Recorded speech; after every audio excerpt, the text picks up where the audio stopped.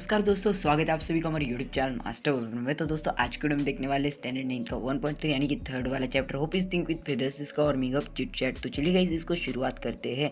सबसे पहले chit chat का मतलब होता है बातचीत। मैंने पिछली भी बार बताया था और अभी भी आप सभी को बार बार बताते हुए आ रहा हूँ। अब देखिए 1.3 hope is think with feathers. अब देखिए यहाँ पे बोला गया है कि hope is think with feathers मतलब हमारी जो आशा होती है इसके पंख होते हैं और ये पंखों के सारे होती है। हम इस पोएम का एक्सप्लेनेशन वैसे भी देखने वाले हैं, लेकिन उससे पहले आप सभी ने अगर हमारे चैनल को सब्सक्राइब नहीं किया तो चैनल को सब्सक्राइब करके ऑल नोटिफिकेशन पे सेट कर देना, क्योंकि ऐसी इंटरेस्टिंग वीडियोस आप सभी तक आती रहेगी। अब देखिए गाइस हमें टाइटल का मीनिंग तो देख लिया, warming up and chit chat. Warming up का मतलब भी आप सभी को पता है, एंड चिट चैट। अभी देखिए फर्स्ट में बोला गया do you ever feel nervous. अब आपने कभी उदास फील किया है या यानी कि नर्वस यानी कि आपने कभी उदास फील किया है। यस गाइस आपने कभी उदास फील किया होगा तो आपको बोल देना yes I am feel nervous and उसका रीज़न लिखना है, आपने कब नर्वस फील किया था।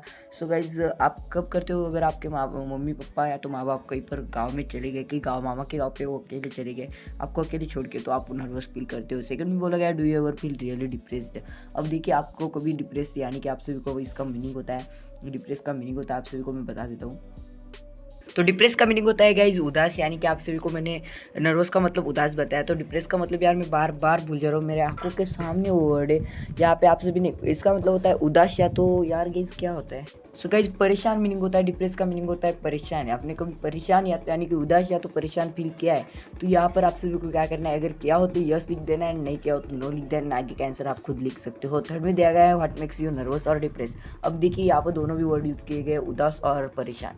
आपको ऐसी कौन सी चीज़ है जो आपको परेशान या तो उदास बना देती है। अगर आपके माँ बाप कहीं गाँव में चले जाए वो चीज़ आपको उदास बना देती है, या तो आपके मार्क्स कम आए वो चीज़ आपको कई बार बना देती है नर्वस या तो डिप्रेस। अब देखिए 4 पे बोला गया what do you hope for and this occasion. अब देखिए आप इस वक्त कैसे मतलब क्या होप करते हो, यानी कि क्या उम्मीद करते हो। कई बार आपको ऐसा लगता है मतलब मार्क अगर कम हो जाए तो यहाँ से कहीं पे दूर चले जाए, कई बार आपको भाग जाने का मन करता है, कई बार आपको यहाँ पे रोने का भी मन करता है। अब देखिए फिफ्थ वाले में बताया गया हमें have you hope for the something that you know as a difficult. अब देखिए गाइज आपने कभी ऐसी चीज़ की उम्मीद की है कि जिसको पाना असंभव है ऐसा आपको लगता है, यानी कि आपको पता है कि इस चीज़ को पाना असंभव है, फिर भी आपने उस चीज़ की उम्मीद की है क्या, ऐसा वहाँ पर पूछा गया है।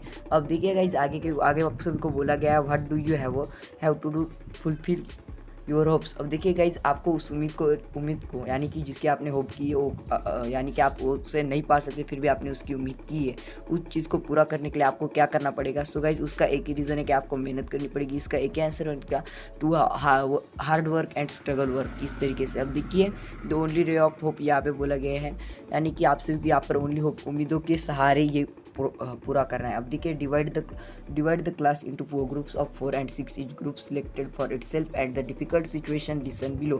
They imagine themselves to be the situation and carry on with the rest of the activity.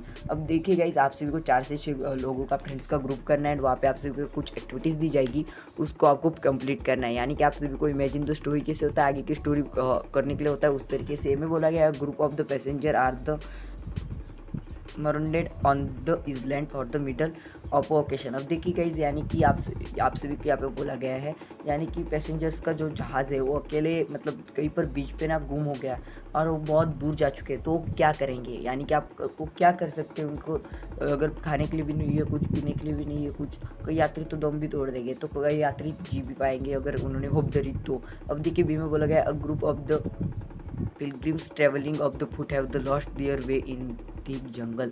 अब देखिए अब जो भी यात्री यानी कि पर्यटन करने के लिए जो भी घूमने के लिए आए थे उन्होंने क्या कर दिया, अपना ट्रेवलिंग फुट हैव लॉस्ट, उन्होंने रास्ता खो दिया, वो जंगल में भटक गए, तो क्या करेंगे, तो आगे की स्टोरी आपको करनी है। उसके बाद see the team of players for and the hoppies have got down at the wrong place have at night. तो गाइज यहाँ पर आपको क्या बोला गया है कि ये मतलब टीम है प्लेयर्स की, वो टीम जो है ना वो रात के अंधेरे में कहीं दूसरे ही सुनसान रास्ते पे उतर गई है, तो आगे की स्टोरी आपको लिखनी है। यानी कि वहाँ उस रास्ते पे कोई भी नहीं है, वो रास्ता एक अलग तरीके का रास्ता है, वहाँ पर कोई भी नहीं है। अब देखिए यहाँ पे दिया गया describe your surrounding in 4 to 5 sentence, right the reaction of the combination using the explanation.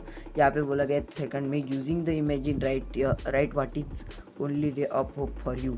यहाँ पर आपको खुद को लिखना है। अब देखिए 2 में दिया गया आप फोर्थ में दिया गया आप सभी को two members of group for the going out to try get help they can take 5 things with them right what they choose and why they choose it. तो गाइज़ यहाँ पर होता है और मेकअप चिट चैट खत्म। I hope मैंने अच्छी तरीके से आप सभी को एक्सप्लेन किया। आगे की वीडियो में हम इसका एक्सप्लेनेशन भी देखने वाले हैं। तो मिलते हैं अगली वाली वीडियो में, तब तक के लिए tata bye bye, take care. तो चलिए।